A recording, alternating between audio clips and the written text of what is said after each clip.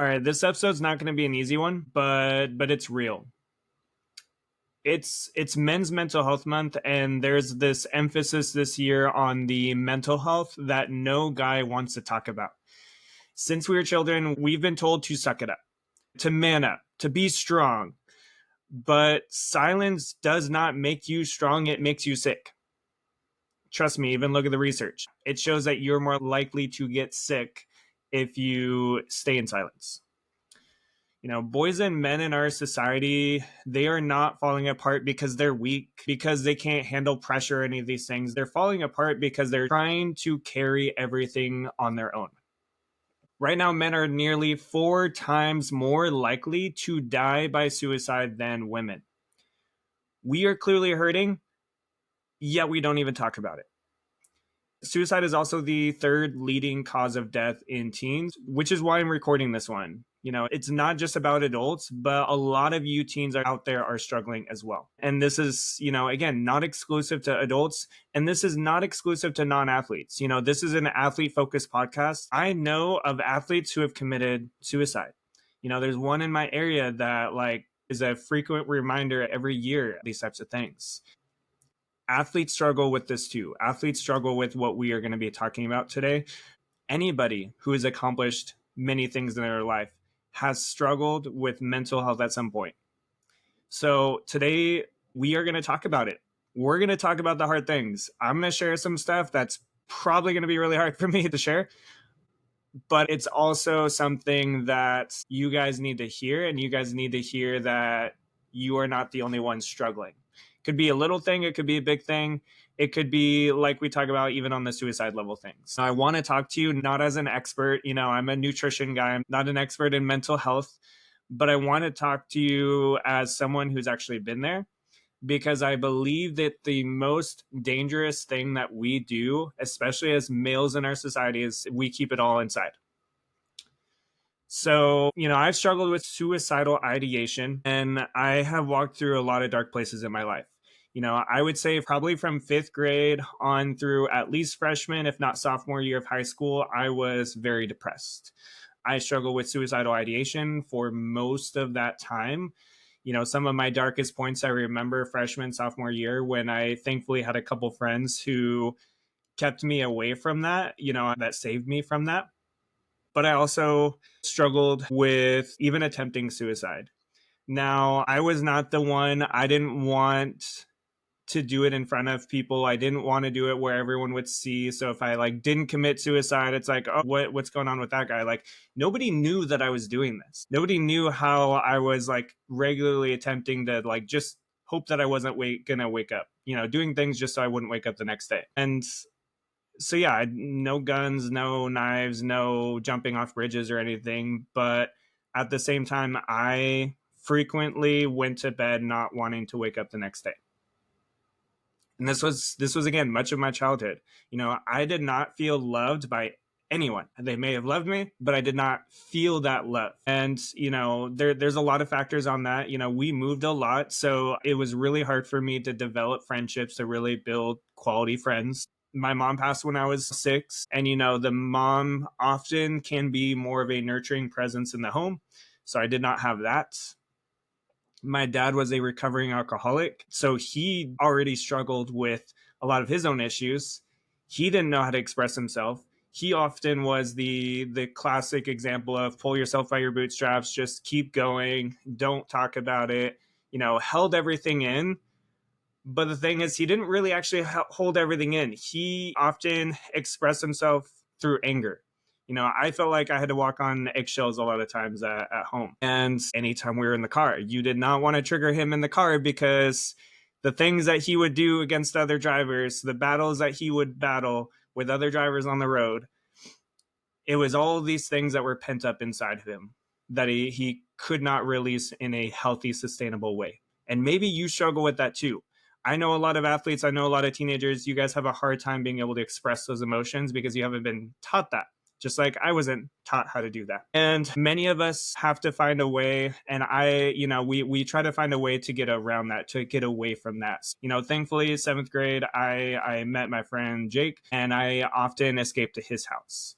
but I still had struggled with it a couple years before that, and obviously I couldn't be at his house all the time, and so my form of escape, a lot of times I would play Legos, ESPN football 2K5. Like, I wanted to do anything that could be realistic, could have happened, but wasn't actually like it wasn't actually reality. Like, I wasn't, going and playing NFL or whatever, but like things that I could dream about. No alien games necessarily. It was more so things that I could, like, I wish I was in their shoes. I wish I was in that situation. I constantly felt that as a kid, wanting to be in a different place.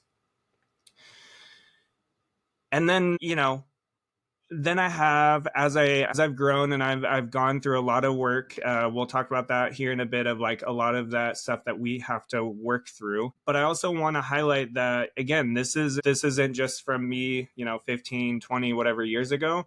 This is what I see even in people that I know. I know young athletes. I have a couple youth, like, that I'm very close to, who have attempted suicide, who have struggled with life itself. And you probably know somebody. Maybe it's in your community, maybe it's somebody that you've been close to, whether they have the depression, the suicidal ideation, or they actually attempted or committed, suicide. It's becoming more and more of an issue. And I know that COVID, like this COVID area of this isolation that we went through, has really made that hard for a lot of you guys growing up. So again, this isn't just about adults. This is about you guys. And I know confidently that one of the biggest reasons why we suffer, especially as males in society, is because of silence. We are taught not to talk about it. We have normalized not talking about the things that we struggle with. And so, we don't talk about when we feel like we're not enough. We don't talk about our mistakes. We don't talk about our shame, our exhaustion. We don't talk about how we are comparing ourselves to everyone else, especially in sports. And we don't talk about how we feel like we're behind. We are not willing to talk about those hard things. We think that it makes us feel weak. We think that it makes us feel not enough, when really most of us are struggling with the same freaking things. We are all struggling with this, male, female, everybody. But as males especially, we are not willing to talk about it. We're not willing to talk about these doubts that we have. We just try to pull through. We try to keep it to ourselves and just hope that things will get better eventually. If we don't talk about this, if we don't actually go through the process, the journey of actually working out all these issues, they're just going to get deeper and deeper and deeper, and they're gonna cause more and more issues long term for you. This is where those initial issues I had with, when my mom passed, and then you had other things that kind of built up over time, and it just dug this deeper and deeper hole until I was, attempting suicide. I was, on the verge of attempting again in 9th, 10th grade, when I had a little bit more coherence and probably knew how to actually complete the task, and would have potentially done it if it wasn't for a couple friends. Like, this is what happens. Like, we let these things build up inside, and we don't actually address them.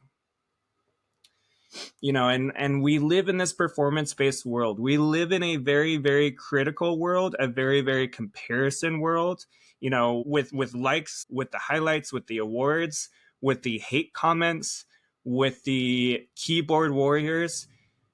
We are in a constant flow of performance, a constant flow of criticism, a constant flow of comparison. And as athletes, as males, we're taught to just tough it out and not even think about it. Just move on to the next thing. Just keep going. Just keep swimming. Don't even talk about it. But we are definitely thinking about it, even if people can't see it.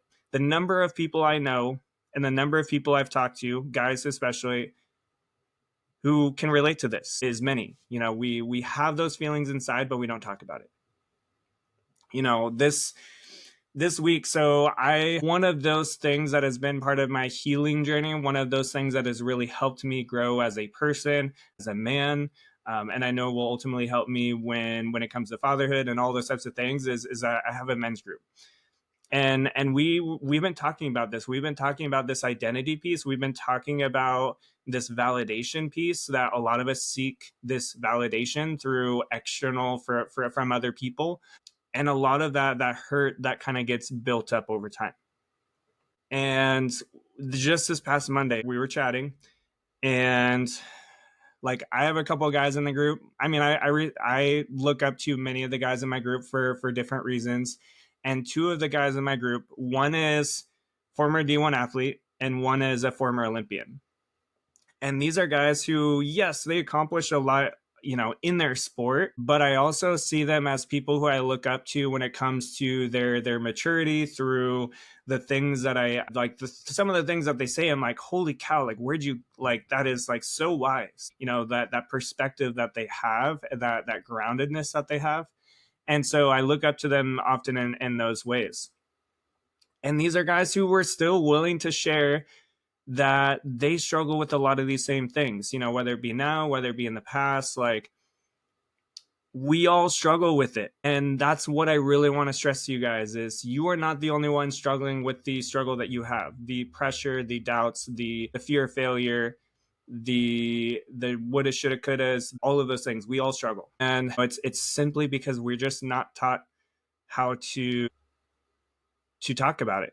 We're taught how to hide it. We get really good on how to hide those things, but we don't ever actually learn how to unpack it. And so one of those friends, Josh, he's a former Olympian. He thankfully recorded a message for you guys. And this one really hits me hard. So if you struggle with, always chasing that external validation, with feeling like you're only enough when you're achieving, when you're winning, then this is for you. So I'm going to take a moment here, listen to this 60-second message, and then we'll unpack it. Hey folks, Nick asked me to talk a little about what is the difference between validation or acceptance and love. I would say validation or acceptance that comes from your performance as an athlete is sort of like a drop, whereas love is more like the ocean. Validation and acceptance comes really quickly. It's there in an instant and then it's gone.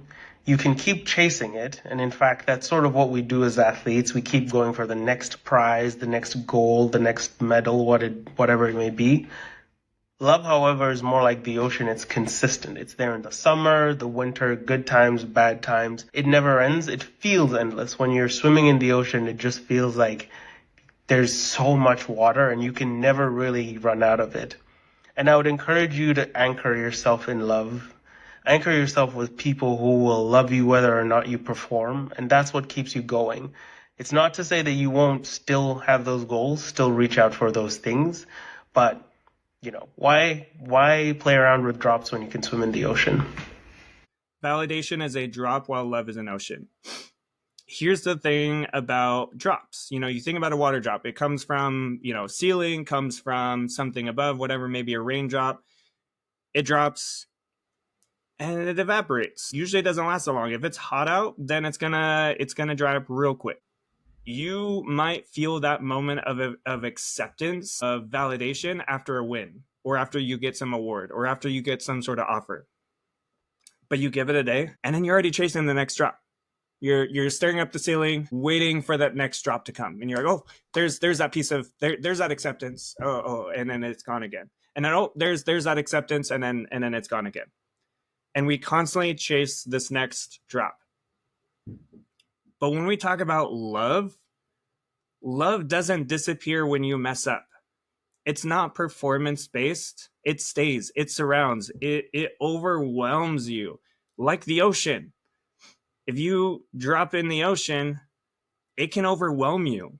It can consume you. It can take over. But it ultimately overwhelms you. And the danger that I see with a lot of athletes, and I talk about this with some of the coaches on the podcast, is, we confuse validation with love. And this is athletes, this is males, this is everybody. We think that we're chasing this connection. We think we're chasing this love, when really we're just chasing this approval, this validation. So we run harder, we push more, hoping to finally feel full. but we're trying to catch a drop when we were made to swim in the ocean. And until we stop mistaking applause for acceptance, we're going to keep running dry. We're going to be constantly chasing the next thing and never feel satisfied. We will constantly chase that next thing until we get burnt out, until that thing gets shut in our face. Again, Joss has shared on the podcast before that, swimming was taken away from him much sooner than he would have liked. And it was hard, and this is the reality of most athletes. It's going to be taken away from you sooner than you are ready for it to be taken. And so if you're using your sport, and it's a good thing to be motivated, to be driven, to chase your dreams. But if you're using that dream, if you're using that chase or that accomplishment as a way for acceptance, for love, for validation, it's going to constantly run from you. You're going to get it. It's going to be in your hand for a second, and then it's going to evaporate. So make sure that you're actually looking for genuine love from people, and you seek the people who actually love you versus the people who just accept you because you have some achievement. That is what's going to help it stick more solid. Now, another piece I want to address on this, the suicide piece, is suicide doesn't always come from a single act. A lot of us just think about suicide and we think, again, somebody jumping off a bridge, somebody shooting themselves, somebody taking a bunch of pills. They think of this like single act. But for many of us, for many of the people who have struggled with depression, who struggle with that doubt, who struggle with not feeling like they are enough, they commit suicide in a different way. They commit suicide through years of self-destruction. So this week that I'm recording this, the start of this week is Father's Day, Sunday. The next Sunday, the 22nd, is the day that my dad passed away in 2018. My dad struggled with this depression. He struggled a lot mentally. And, before I was really old enough to know, he drank a lot. He also eventually went back to alcohol. He also ate like crap. He also did a lot of things. Basically, he self-destructed himself slowly over time. He ended up getting sick my freshman year of high school and was sick for 8 years. And he eventually died at the age of 55. He had gone back to alcohol, but he also his body was just so shut down at that point. He had lost some very close people, including my aunt, and he slowly was killing himself. And I believe that a lot of that has to do with him staying silent. He was not a communicator. He was not one to express hey, this is what I'm going through. He did that sometimes, but he didn't actually wrestle with it and actually try to overcome it. He just kind of accepted it, and he self-soothed through other means. He was also a smoker for many years. That didn't help him either. But again, I believe that part of what was happening is this slow, silent suicide. And it sped up those last few months because my aunt passed in February, and then my dad passed in June. And I remember watching my dad in February or early March for my aunt's funeral, and then watching him slowly fall apart basically until he got pneumonia in June, and there was just nothing left. His body was just shut down at that point. Again, this wasn't just him simply getting a disease. This was him getting a mental disease that slowly turned into physical disease, and it slowly broke him down over time. That is what that is what a lot of us do. And it may not be as extreme as that, but many of you guys will do that. You guys will go to smoke weed on a regular basis to self-soothe. You guys will seek out this validation from friends in high school or friends on a team or from your parents, whatever it is, you're going to find some way to get that validation, that acceptance. Where you're getting that acceptance from is just that drop. It's just a drop that's only going to last for a brief little moment and then it's gone. And I saw that with my dad with a lot of his relationships. He could not be in a relationship. I always talk about, like, we kind of joke a little bit because we sometimes lose track of how many times he was engaged. And that's where a lot of us, we seek acceptance, we seek validation, whether it be through sport, whether it be through relationships, whether it be through friends, whoever, whatever it is, we seek this acceptance, validation. We seek that drop when we really should be going after the ocean. We should actually be finding people who actually love us, who are like that ocean, versus the people who are like a drop where they don't fade away when the sun comes out. I just, as a reminder, you guys were not meant to do this life alone. Life isn't meant to be lived on separate islands. And so I really want to talk about, like, what you need to do to overcome all of this fear, doubt, depression, suicidal ideation, all those things. Every single guy I know craves more connection, even if you've never said it out loud. But you need to hear this. You are not weak for needing connection. You are designed for it. We were designed for connection, for community. Even at our last men's group. So one of those athletes I mentioned, he said something at the end of the group that stuck with me, and it's, many men would kill for something like this. Not a lot of us are willing to say that we want it, but we really do. So the only way that we can get to that point where in society it's normal is we need to talk about it. We need to be open about it. And so some things that you can do to start changing your life and start changing the life of those other guys around you is start talking about it. Find your people. Maybe it's a counselor. I have therapists. I have somebody that I go to and I wrestle with some of these things that I talk about and help me learn how to communicate. Maybe it's a teammate. Maybe it's another friend who maybe doesn't play sports. Maybe it's a pastor. Maybe you do have a parent that you can go to. If you don't have a parent you can go to and that you trust, like, again, I don't feel like it wasn't until late in high school that I fully trusted my dad that I could confide in him about things.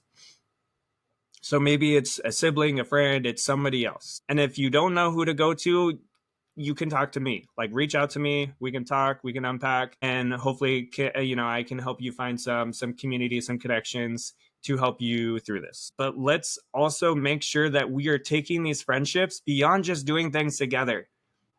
The friends that I know, especially male friends that I know growing up, we were really good at doing things, not talking about things. We were really good at playing video games, sports, whatever, going to sports things. We were good at that. We were not good about actually talking about things. And so we need to talk about the hard things and actually wrestle with them.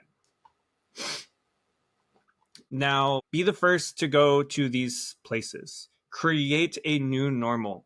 If you don't think the people that you are around, the people that you associate with, are those types of people, then maybe they're not those types of people who are willing to open up. Find the people who are willing to open up, who you can actually connect with on a deeper level than simply, oh, hey, we both play the same sport. Find somebody that actually connects with you, who actually is going to build you up, not tear you down. If people are not willing to talk about life and do life together with you, those are probably not the people that you should spend most of your time with. You should spend your time with people who build you up, who actually help you towards your goals, but also helps you build you up as a human. Not just because you're a talented athlete or because you're good at this XYZ, but because you are a genuine person, they're a genuine person, and you guys just want to help each other succeed.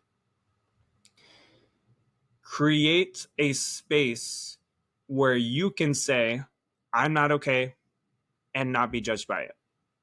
Find those people. And if you are a coach listening to this, a parent, a leader of any sort, start that conversation. If you're an athlete, check in with your guys.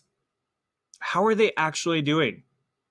You guys may not unpack a whole bunch of things all at once, but you could say, hey, so, when I was at your house and your parents were fighting, like, is that normal? Like, how do you feel about that? Like, ask them how they are actually handling it. Ask them questions. The best way to, unpack this is simply by just, hey, maybe ask them questions, maybe point out, like, hey, I noticed this, and just kind of see where they go with it. And do the same as well for yourself. Like, maybe just say, hey, like, my parents were fighting.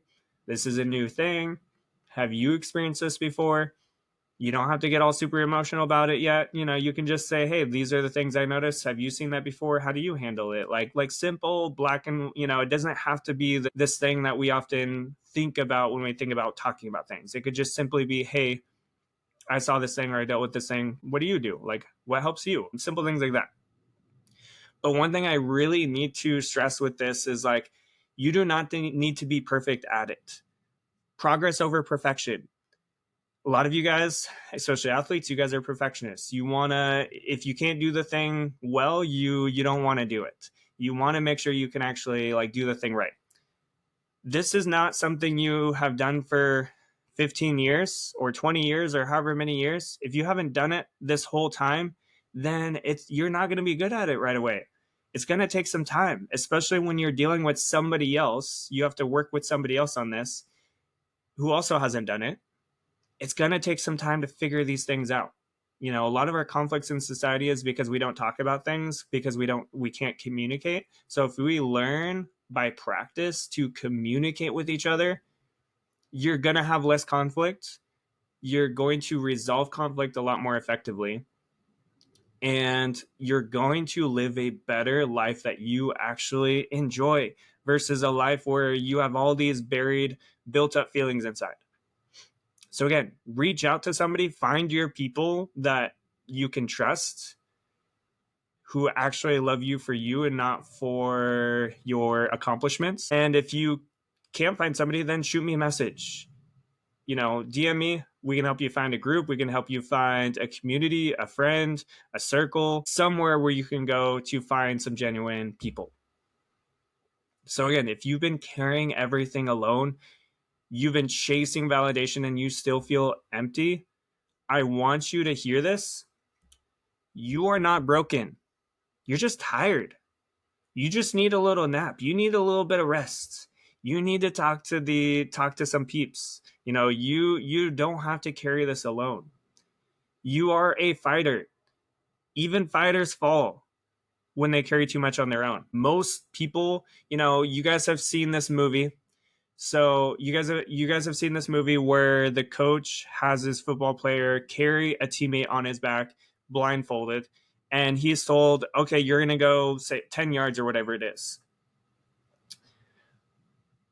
But then he ends up going how many more? Like 5 times as far as what his coach said. Like, he keeps going way further than he did because he has his coach right beside him, coaching him, walking him, encouraging him, saying, no, you got to keep going. You can freaking do this. That is what we need in our society, is people building up, encouraging, communicating, saying that, hey, you're so close. You freaking got this. Because if you think about it, if that lineman or whoever, whatever position he played, if he was blindfolded, did the thing, but his coach was over standing on the sideline, just told him, you got to go do this, and then told him to do it alone, he would have probably made it 5 yards and he would have quit versus making it, 50 yards or however far he went.